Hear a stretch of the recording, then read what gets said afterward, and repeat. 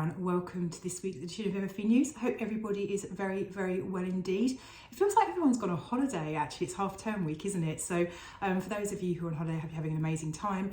For those of you who are on half-term and staying at home, I hope that the rain isn't ruining your lovely week with your family. And for those of you who are just working like myself, hard luck. Let's just crack on with it. Now, in terms of what we've got for you this week, we're going to do our usual roundup of what's been happening with lender pricing, lender criteria changes, swap rates. We're going to dig into the latest inflation data that came out this morning. We're then going to talk about BTL Mortgage Arrears, which unfortunately are on the increase, look a bit about what's been going on there, why that might be, and maybe offer up some advice as to what people can do if they're finding themselves struggling. And then we're going to finally wrap up this week's episode with a question of the week. Okay, so let's start things off with swap rates, and it sort of feels like something I want to just kind of try and get through this week and get out of the way because swap rates have increased again. So to give you the numbers first of all, so 2-year swaps as of 11:30 last night, 4.429, 1 month ago 4.092, and 1 year ago 4.109. So things are definitely inflated. 5-year swap rates as of last night, 3.896, 1 month ago 3.530, and 1 year ago 3.669. So essentially a 5-year fixed rate is costing circa 0.3% more than it did 1 month ago. Now, in terms of how this is all feeding through to lender pricing, and really consistently with previous weeks, it is a bit of a mixed bag in terms of how lenders are having to react to the increased costs of funds for them. So in the last week, we've seen rate increases. And for some lenders, it's all of their products, and for some lenders, it's just some of their products. I guess it depends on the way the products were kind of priced in the first place as to whether they require any sort of amendment. So we've seen rate increases from Foundation Home Loans. BM Solutions have increased rates by 0.25%. Virgin have increased some of their rates, but up to 0.25%.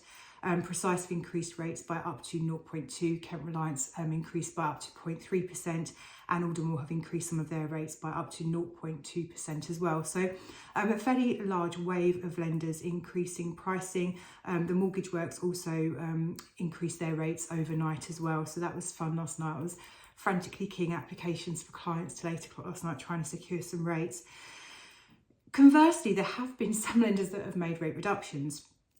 To name these lenders, so we've seen Santander drop their pricing down. West One have made reductions of up to 0.2%. YBS reductions of up to 0.1% on their residential offering and 0.15% on their semi-commercial rates. And TSB dropped their rates down by 0.4%. These lenders actually, when we kind of look at them, if you cast your mind back to previous weeks, and I appreciate you don't necessarily remember every single lender that we've talked about, but these aren't lenders that have made reductions recently. So these guys have kind of held off making reductions. And so maybe actually their ability to make reductions is not because their cost of funds have come down, they're simply kind of catching up with where things are. Now, in terms of the kind of forecast going forward, so we had the inflation news out this morning, which told us that inflation had stayed in January at 0.4%. Which actually may sound like bad news, but the forecast had been it would have actually ticked up slightly to 4.2%. So it was 4% in December, it's 4% again in January. People have been expecting it to increase to 4.2%.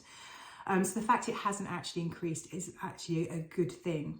Now, in terms of where this leaves us going forwards, so I think the reality is that there is still an expectation that because things are kind of much more under control and level, we will be expecting to see base rate reductions at some point this year, but it's going to be later this year. So some people have been kind of hoping for the first rate reduction to be, as early as the spring actually. But I mean, obviously we're at the end of, coming towards the end of February, we're 6 weeks from spring, and it's really not going to be, feasible that we're going to see base rate reductions then. But I do think people are still thinking that any rate reductions are going to be coming, but probably towards the back end of the summer now. So it'll be interesting to see what happens there. So really watch this space. But like I say, when you see the headline news about inflation sticking at 4%, you'd be forgiven for thinking this is really bad news. Actually, it's an improvement on where people thought it would be. And potentially there may be some kind of softening in the money markets when they recognise that actually inflation has performed better than expected. So we'll keep you updated again next week with what's going on there. Now, we have seen a couple of lenders make some criteria changes to their offerings, so I thought I would just run through those, trying to keep it a bit more positive for you this week. So the first thing is that Molo have changed the rental calculation they're using when they're lending on a 2-year fixed rate favourably for the borrower. So what they're saying is now when they're doing the rental calculation, the rate at which they're stressing is either going to be the pay rate, the reversion rate, or 5.5%, whichever is the higher of those three. But essentially it has become a more generous rental calculation than it was prior to these changes. The other thing that's been an interesting one actually, and we are definitely seeing an increase of people who are looking to go out and buy property, and rather than buying kind of ready made off the shelf buy-to-let investments, they're really starting to look at properties where they can add some value to really kind of benefit from capital growth in the property, as well as the stronger yields that properties are now kind of delivering. So the first thing that's changed is that Precise Mortgages are now able to do on their bridging finance offering conversions of properties to an HMO of up to 10 letting rooms, which is actually quite lumpy. So if you're going to buy a property converted to a 10-bedroom HMO, Precise would be able to help with this on their bridging finance option. Precise, in terms of bridging, are actually very competitively priced. This is a really, really positive thing. The other thing they've introduced, which is quite an interesting one, is they're now able to fund projects where you're turning a commercial property into up to 4 residential apartments. So it could be 1 apartment, it could be 3 or 4, it doesn't matter, but converting from commercial to resi, maximum of 4 units. And this is certainly something that we're seeing more and more people kind of turning their eye to. The kind of key is that it needs to be done under permitted development rather than having to apply for full planning, because obviously that expedites the process. It means it's a guaranteed transaction. You're not going to fall foul of any planning requirements down the line. Your application be declined, that kind of stuff. But actually, we are definitely seeing people kind of looking at commercial property, converting them to resi, and so Precise would be someone who'd be able to help you with that going forwards. Okay, now there is no escaping the fact that despite inflation easing, wages rising and all that kind of stuff, rental yields increasing, there is still a lot of pressure on people's finances, particularly when we're looking at mortgage costs.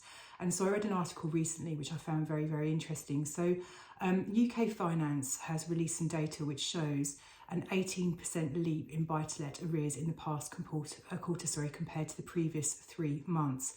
So in buy-to-let mortgage arrears of 2.5% or more of the outstanding balance increased to 13,570, and some 500 buy-to-let mortgage properties were taken into possession in Q4, which is 11% greater than the previous quarter, so possessions are essentially increasing. Now, UK Finance has warned there are 230,000 buy-to-let mortgage holders whose rates are due to end this year. So these people are in for essentially a rate shock. So for those of you who took mortgages, or these people that took mortgages 5 years ago, the rates they will then be moving on to in 2024 are going to be much higher. Now, UK Finance have insisted that lender stress tests have helped to ensure that borrowers are able to keep up with their mortgage payments, even when their interest rate rises above those in place when they first took out their loans. So when we talk about stress tests, this is kind of echoing back to what we were talking about, Molo changing their rental calculation. So what lenders tend to do is say, well, okay, if we're going to lend you an amount of money, the rent needs to cover the mortgage interest payments plus a margin. And generally speaking, this calculation was always designed to factor into the equation not only costs of running the property, so taxation, management fees, void periods, repairs and improvements, but also it was also designed to incorporate increase in interest rates, which is why some people, if you're looking at a 5-year fixed rate, you might be taking a rate of, say, I don't know, in the good old days, 3.5%, but the lender was still stressing at 5.5%. So really, these kinds of rate shocks have been built in. And also, if you took a mortgage 5 years ago, your rent should have increased a large amount as well. So what we're saying here essentially is that yes, 230,000 people are coming off rates in 2024. Yes, the rates are going to be higher and that's going to be uncomfortable, but actually really with those things in mind, so the rental calculations and the stress test that were put in place in the beginning and the increase in rents, that should go some way to mitigate the pain that the borrowers are going to experience in terms of their mortgage costs going up.